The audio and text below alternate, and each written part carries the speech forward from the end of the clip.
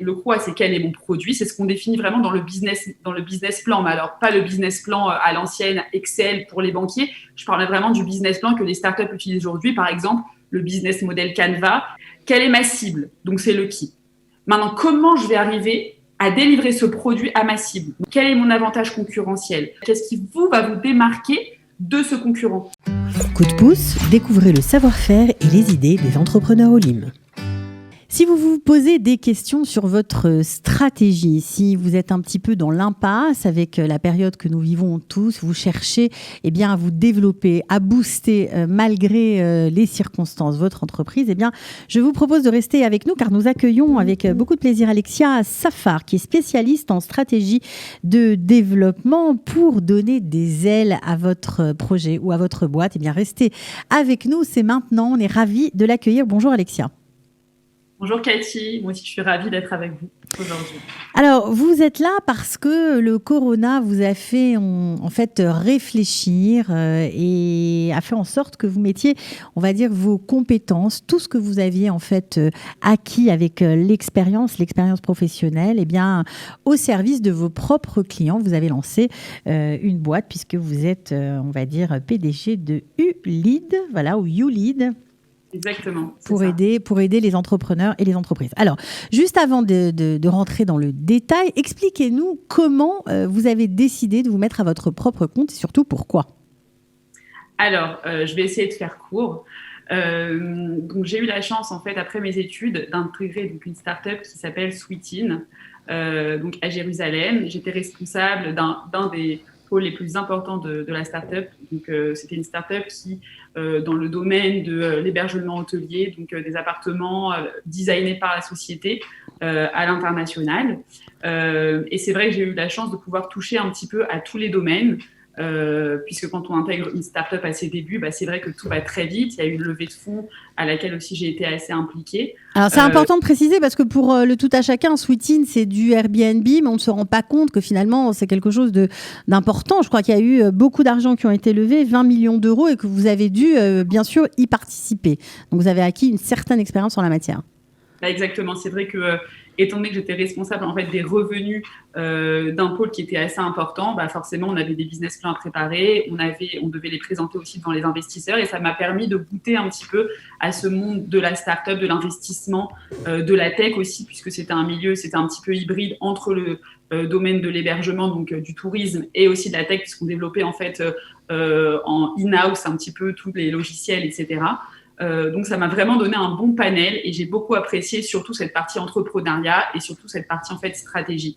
Et j'avais toujours un petit peu dans la tête une idée qui germait de me dire, c'est vrai, alors je l'avais à l'époque un petit peu comme ça, vous savez, un ressenti, pas forcément avec une expérience ou une formation, de me dire, mais c'est vrai que quand on a un produit, quand on a un service, qu'on est entrepreneur, qu'on est indépendant ou qu'on est une société, très souvent, on est très concentré en fait sur ce produit-là et on a du mal à se rendre compte que les gens autour de nous, eux, ne vivent pas notre quotidien.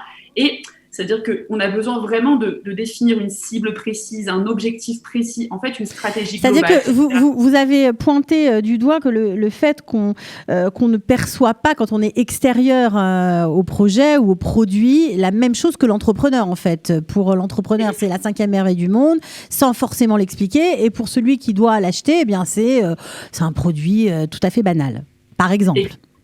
Alors, déjà, ça, oui, effectivement. On a du mal en fait à se comprendre entre entrepreneurs et cibles.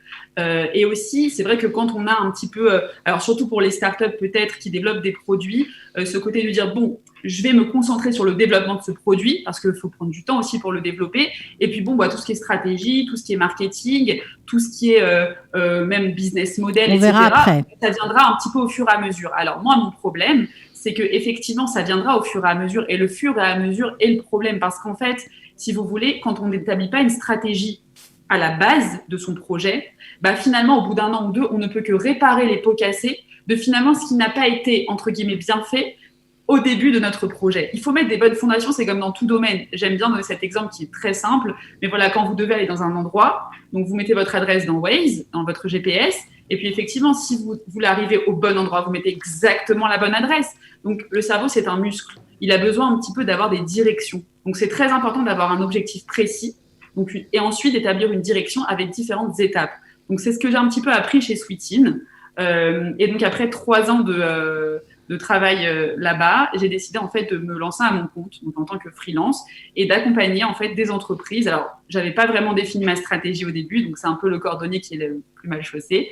Et donc, j'ai un petit peu, vous savez, quand on est freelance, quand on démarre, c'était à peu près il y a 3 ans et demi, on a envie d'avoir des missions, c'est normal. Alors, j'acceptais un petit peu tout.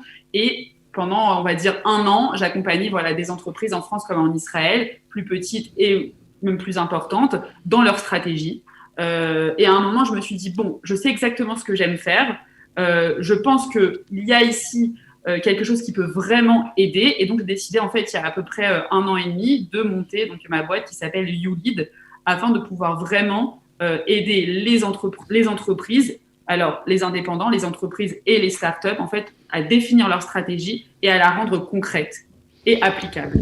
Alors, quand vous parlez d'indépendants, de start-up, donc vous pouvez travailler avec de grosses entreprises comme des petits entrepreneurs, des uni-entrepreneurs, on va dire. Ça marche aussi.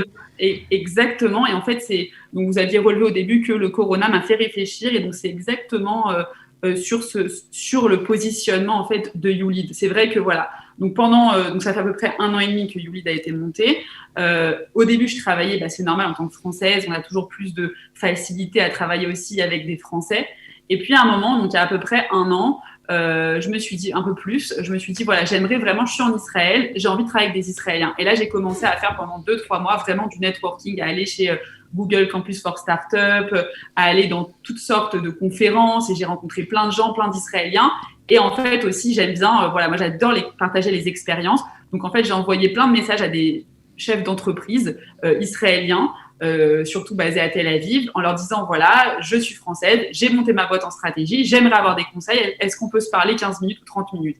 Et franchement, les gens étaient super sympas, ils m'ont reçu, comme j'avais pas spécialement de produit à vendre, puisque j'étais vraiment dans la façon de réfléchir et le développement du produit, j'ai pu échanger. Alors, il y en a qui étaient ravis, qui me disaient, mais vraiment, c'est super ce que tu fais. On a même commencé à travailler ensemble. Et il y en a d'autres qui m'ont dit, oh oui, tu sais, la stratégie en Israël, les Israéliens, ils aiment le tachlis, comme on dit. Ils aiment vraiment qu'on leur propose quelque chose de fini. La stratégie, c'est du vent, ça sert à rien, etc. Et au lieu de entre guillemets, me casser, au contraire, ça m'a vraiment donné des ailes. Je me suis dit, non, et moi, je suis persuadée et convaincue que de travailler la stratégie pour tout projet, ça aide énormément et ça permet même de réussir et de rentabiliser. Et donc, du coup, j'ai continué un petit peu sur cette voie-là jusqu'au corona. Et c'est vrai qu'au corona, les networking se sont arrêtés, forcément. Ça a été vraiment un changement d'orientation.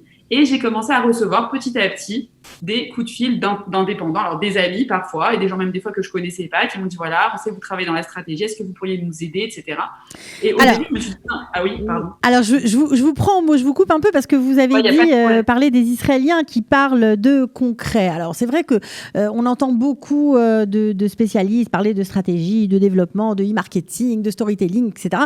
Et parfois pour les entrepreneurs, en tout cas les francophones, je pense à ceux qui viennent d'arriver, qui ont lancé leur boîte malgré tout, ou ceux qui ont déjà une structure, mais peut-être qui a un peu de mal à décoller, eh bien, c'est pas très concret. Alors, vous, je sais que vous êtes une femme du concret, vous voulez vraiment faire avancer les choses dans la vraie vie et surtout pour les entrepreneurs.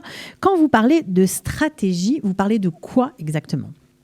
Alors, justement, je pense que c'est un petit peu le point essentiel.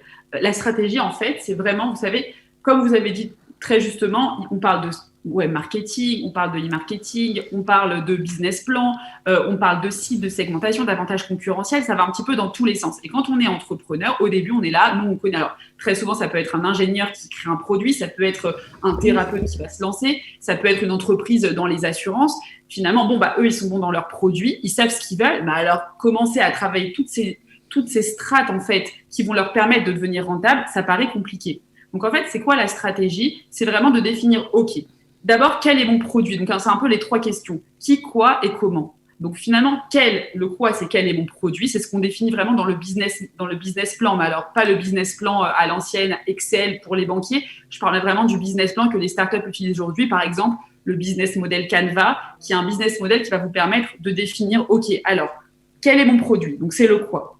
Quelle est ma cible ? Donc, c'est le qui. Maintenant, comment je vais arriver à délivrer ce produit à ma cible. Donc là, on va définir le comment. Et à travers ça, en fait, on va définir, OK, quelle est moi, mon essence? Comment je vais en parler au grand public? Quelle est ma cible? Quel est mon avantage concurrentiel? Comment j'ai envie de m'exprimer vis-à-vis des gens? Vous savez, des fois, on a un problème, c'est qu'on lance un produit, on se dit, moi, ce que je veux, c'est des ventes. Donc, on va commencer à faire tout un tas de marketing, à écrire des textes, à publier, etc.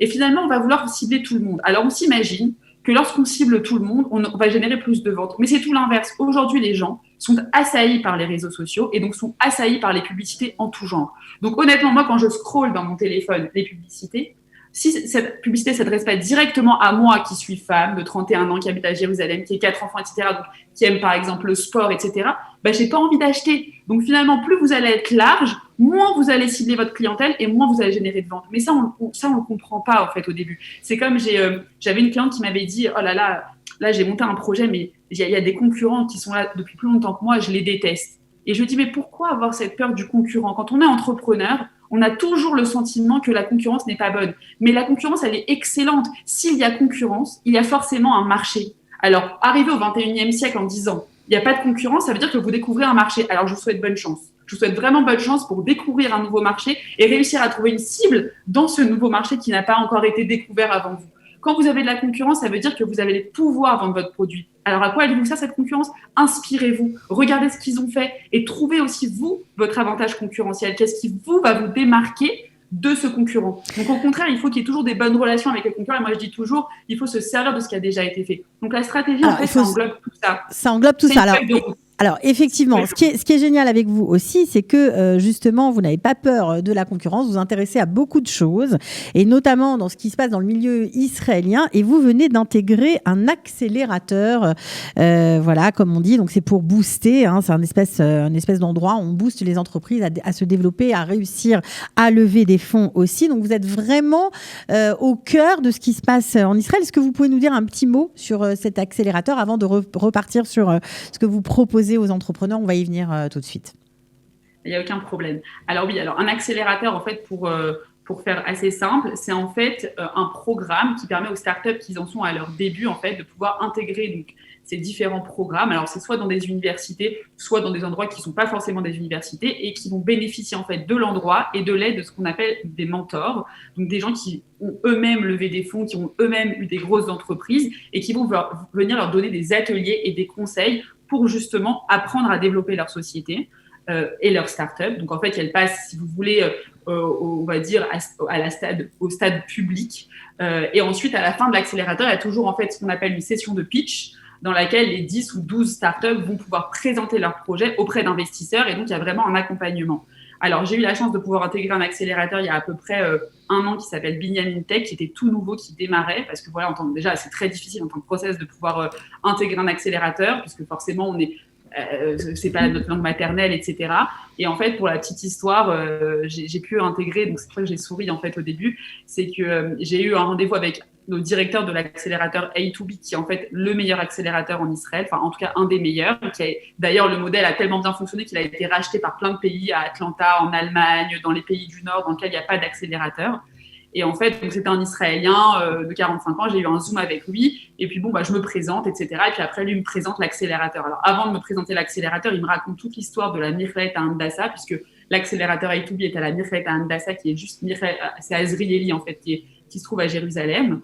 Et il me dit, voilà, alors Azrieli, ils ont levé 20 millions d'euros auprès du Mossad Haskala Gvoa, donc du ministère de l'Éducation, parce qu'ils ont remporté tel concours et on a réussi à dupliquer le modèle, on l'a vendu partout. Enfin bref, pendant vraiment un quart d'heure, il me présente la Michlet à Hadassah. Et ensuite, il me dit, donc voilà, toi, avec plaisir, si tu as besoin d'avoir des contacts, un travail. Alors, je rigolais intérieurement parce que limite, il me disait, t'es gentille, toi, la petite française avec ta petite boîte, mais bon, on cherche pas des mentors de ton gabarit dans notre accélérateur. Et puis, je sais pas ce qui s'est passé. Vous savez, pour moi, tout ce qu'on dit vient d'H&M, donc je sais pas ce que j'ai dit. En tout cas, toujours est-il que je lui ai répondu en disant, mais vous savez, moi, je cherche pas de travail. Simplement, je pense que les startups se trompent. Je pense que dans les accélérateurs, on leur enseigne pas assez à définir leur stratégie à la base. Et bon, on a échangé comme ça. Il s'est arrêté comme ça et il me dit, oh, mais je suis vraiment d'accord avec toi. Il voit au moins 500 startups par an minimum. Il voyage au moins une fois par mois, enfin un peu moins avec le corona. Et il me dit, tu sais quoi? Et puis, vous savez comment ils sont les Israéliens. Il sort le papier, il me dit, alors, c'est simple, tu vas commencer à donner 2 ateliers à partir de là, tu vas donner sur le pricing, sur la stratégie, etc. Et là, dans ma tête, j'étais morte de rire. 10 minutes avant, ils me disaient en gros que j'étais bien gentille, mais voilà. Ils sont rapides, et en fait, les Israéliens. Tout ça pour dire vraiment 2 choses. La première, c'est que quand on est convaincu de quelque chose, et ben, je pense qu'il faut vraiment garder sa personnalité. Et donc, la deuxième qui nous amène à dire, voilà, gardons notre personnalité. Et je pense que voilà, moi, en tout cas que mère de 4 enfants harédites à Jérusalem, française, et ben, j'ai ce plaisir de pouvoir me dire, et ben oui, j'ai envie d'intégrer le milieu de la tech en Israël. Et ça me fait plaisir de le faire avec ma personnalité. Donc, c'était un peu pour la petite histoire. Alors, ce qui est génial, c'est que tout ça, voilà, fait que vous connaissez et les francophones et les Israéliens, et toute votre expérience, eh bien, vous avez décidé de la mettre à la portée des petits entrepreneurs. Parce que c'est vrai que les petits entrepreneurs n'ont pas toujours accès aux outils des grandes entreprises, et vous vraiment vous mettez un point d'honneur à ce que tout ça soit démocratisé et soit à leur portée, parce qu'après tout, la stratégie, quand on est un petit entrepreneur, quand on est une grosse entreprise, ben, les réflexes et les réflexions sont les mêmes. Alors, c'est un petit peu justement, c'est ce qu'on avait démarré, enfin, vous aviez mis le point dessus il y a quelques minutes. Donc, ça a été un peu ma révélation du Corona. C'est vrai que du coup, avec le Corona, voilà, je me suis dit, bon, bah là, il faut un petit peu que je structure et que je définisse vraiment mes cibles. Donc, je m'applique un petit peu à moi ce que j'applique auprès des sociétés. Et donc, j'ai commencé à recevoir des coups de fil donc, d'indépendants, etc. Et en fait, je me suis dit, bon, mais est-ce que je vais être capable de pouvoir coacher ou aider un indépendant dans son projet? Est-ce que ce sont les mêmes outils que pour les entreprises, les startups, etc. Donc, j'ai commencé à recevoir comme ça gratuitement pour vous dire que j'avais tellement pas confiance en moi que je me suis dit, bon, bah, j'ai d'abord envie de voir si je suis bonne là-dedans, entre guillemets. Et puis, si je le suis pas, bah, au moins, je sais que je m'orienterai pas vers les indépendants. Et c'est vrai qu'au fur et à mesure, bah, j'en ai reçu comme ça 1, 2, 3, 4, 5. Et je me suis dit, bah, en fait, ça marche. Ça fonctionne, les gens étaient super contents, leurs sociétés se sont développées et je me suis dit, mais au contraire, on doit appliquer en fait ces mêmes outils, cette même vision, elle doit être appliquée aussi pour les petits projets, pour les indépendants, pour les gens qui se lancent, pour les gens qui démarrent, pour les gens qui ont même déjà 5 ou 6 ans ou 10 ans d'ancienneté. Il faut en fait avoir cette feuille de route qui est hyper importante et donc c'est pour ça que j'ai décidé en fait au fur et à mesure de me continuer à accompagner les indépendants et de lancer. Alors, le problème aussi, c'est que c'est difficilement. C'est vrai que voilà, un indépendant ne peut pas se permettre d'avoir un coaching toujours à 300, 400 shekels de l'heure. C'est quand même des coûts. Et je me suis dit, mais comment pouvoir rendre accessible en fait toute cette matière à cette cible-là? Et je me suis dit, bah, il faudrait que je lance des ateliers. Donc j'ai l'habitude de faire des formations aussi auprès d'entreprises et auprès de petites structures. Mais je me suis dit, j'ai envie de faire vraiment des ateliers qui sont aussi spécial indépendants, spécial lancement de projet. Et donc, c'est pour ça qu'au fur et à mesure, j'ai lancé en fait des ateliers, c'est plutôt des formations. Des formations par Zoom. Voilà, à raison de combien de formations pour obtenir en fait l'essentiel des outils de base, on va dire? Alors là, par exemple, il y a une formation qui démarre donc mardi, donc je crois que c'est le 3 novembre, si je ne me trompe pas. Mardi soir à 21h, donc c'est une durée de 1 heure, 1 heure et quart. C'est une formation qui se fera en 4 séances, donc tous les mardis soirs du mois de novembre, qui s'appelle formation en stratégie accélérée. Donc en fait, le but, c'est qu'en 4 sessions, on aborde en fait les points essentiels de la mise en place d'une stratégie de projet. Donc on va travailler sur le business plan, mais avec le business model Canva, que pas tout le monde ne connaît. On va travailler sur l'avantage concurrentiel, la cible client, la segmentation. On va travailler aussi sur, aujourd'hui, la question qui se pose, c'est comment faire, comme on l'a dit, par rapport à la stratégie marketing. On ne peut pas se permettre de dépenser des sommes astronomiques pour se faire connaître. Donc, comment cibler finalement le bon canal? Comment faire si on n'a pas de budget pour notre stratégie marketing? Comment je vais pouvoir quand même mettre en place quelque chose? Toute la partie aussi storytelling. Storytelling, c'est vraiment en fait l'essence. Moi, voilà, ce que je souhaite transmettre en tant qu'entrepreneur ou en tant qu'indépendant à mon client. Et après, on a tout ce qui est argument de vente et études de cas concrets. Ok, alors si jamais ces ateliers que vous allez donner, donc je crois que c'est 4 heures, hein, ça se déroule en 4 heures, donc en 4 sessions, c'est tous les mardis soirs du mois de novembre. Si jamais eh bien, on a raté des informations et si jamais eh bien, on s'est inscrit, mais finalement au bout de la première séance, on trouve que c'est pas du tout adapté à nous, qu'est-ce qu'on fait? Alors, c'est les bonus en fait de la formation parce que vraiment le but c'est que de rendre accessible et que le max d'indépendants puissent s'inscrire. Alors quand je dis indépendant, c'est aussi petites entreprises et c'est aussi lancement de projet, début de start-up. Ça marche aussi pour les sociétés de services? Ah bien sûr, services et produits. Services, produits. Ok, c'est important de le préciser. Ouais. Alors qu'est-ce qu'on fait? Donc, déjà, la bonne nouvelle, c'est que les 4 sessions seront enregistrées et envoyées aux participants sur demande. Donc, il n'y a aucun problème pour les mères de famille, etc., qui ne pourraient pas s'organiser ou qui ont peur de rater une partie. La deuxième chose, c'est que moi, j'aime bien quand on suit quelque chose, qu'on adhère et qu'on soit satisfait. Donc, pour justement que ce ne soit pas un frein à l'inscription, je propose en fait qu'après la première session de mardi soir le 3 novembre, si la personne n'a pas été satisfaite ou ne considère que c'est pas adapté pour elle, elle peut être totalement remboursée sur les 4 formations et donc finalement voilà, elle aura eu une séance presque, j'ai envie de dire, gratuite. Et ça, pour moi, c'est important parce que je suis convaincue du produit, je pense vraiment et je suis certaine que ça peut aider. Donc, le but, c'est vraiment que les gens soient satisfaits, que ça les aide et que ça leur permette d'aller beaucoup plus loin. Bon, et puis en plus, c'est pas très cher parce que vous subventionnez. Alors là, vous êtes vraiment incroyable avec votre propre entreprise. Vous avez constitué un fonds pour aider justement les entrepreneurs en ce moment qui souffrent énormément. Au lieu de 900 shekels, eh bien, vous subventionnez et donc ces ateliers ne coûteront que 450 shekels pour les 4 heures, c'est ça? 490, pardon. Pour les 4 heures. Oui, pour toute la formation. En fait, c'est un peu plus que 4 heures parce que c'est à peu près, il y aura 1 heure de, on va dire théorie, mais théorie pratique et à peu près 15 minutes de questions-réponses. Et c'est l'intérêt, en fait. C'est vraiment qu'on peut échanger, qu'ils peuvent poser leurs questions et voilà, donc ça, ce sera les 15 minutes de la fin. Bon, en tout cas, merci pour ces entrepreneurs. Apparemment, ça va être très riche en échanges. On peut s'inscrire comment, Alexia? Alors, pour s'inscrire, donc en fait, je vais peut-être vous envoyer en fait un lien que vous pourrez mettre peut-être sous la vidéo. Très bien. Sous la vidéo. Sinon, vous avez aussi le site. Là, la landing page va sortir aujourd'hui. Alors, pour vous dire, il y en a qui m'ont dit, mais est-ce que tu as une landing page là? J'ai dit, mais non, mais parce que en fait, c'est un produit qui m'a été demandé. Et du coup, j'ai voulu le faire vite pour que ça puisse servir dès maintenant avec dans la situation actuelle. Donc, on peut s'inscrire à travers votre site aussi. Alors, par le site, en fait, vous pouvez directement me laisser vos coordonnées et je vous envoie en fait le lien d'inscription. D'accord. www.youlead.io. Je vous donne l'adresse, comme ça, ce sera fait. Merci beaucoup, Alexia Assafar. Vraiment, bravo pour toutes ces idées. Apparemment, c'est efficace. Donc, voilà, j'espère que ça aidera beaucoup d'entrepreneurs.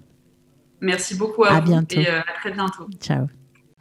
Coup de pouce, découvrez le savoir-faire et les idées des entrepreneurs Olim.